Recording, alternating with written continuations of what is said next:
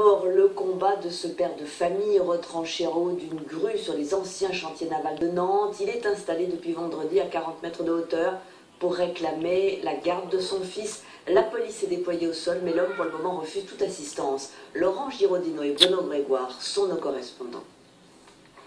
Au troisième jour de son coup d'éclat, le père, retranché dans la grue géante, assurait l'animation cet après-midi et les centaines de promeneurs sur les quais de Nantes ont vu s'inviter sur la grue jaune un autre père, Nicolas. celui qui, hier solidaire dans son combat, a occupé une autre grue, la grise. En montant quelques minutes rejoindre son ami, il a tenté de le raisonner. Voilà, on a gagné, il a fallu dépasser des limites, il a fallu être un peu borderline, mais au final, on a entendu les cris du cœur et c'est ce qui compte.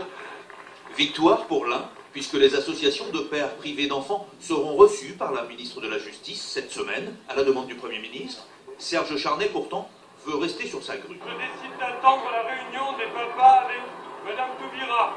Et j'attends encore qu'on mette en marche l'annulation de ma décision de justice.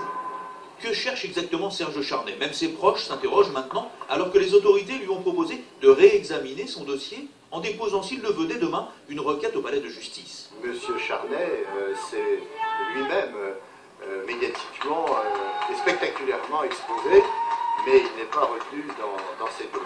Serge Charnay, privé de ses droits de garde, n'a pas vu son fils depuis 2 ans. Ouais, ça fait 4 ans. Quelques pères, dans des cas similaires de divorce conflictuel, ont trouvé une tribune au pied de la grue jaune. Les enfants, eux, ils comprennent rien. Mon fils a 10 ans aujourd'hui, il avait 8 ans et demi quand c'est arrivé. Qu'est-ce qu'il comprend dans tout ça?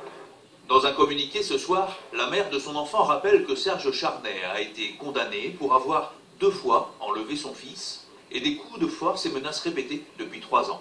L'action personnelle d'un père n'est pas forcément emblématique d'un combat pour le droit des papas. L'action de ce père, Sauf que c'est pas quelques pères et c'est pas un enlèvement, c'était pendant son droit de garde. On le disait, En plus.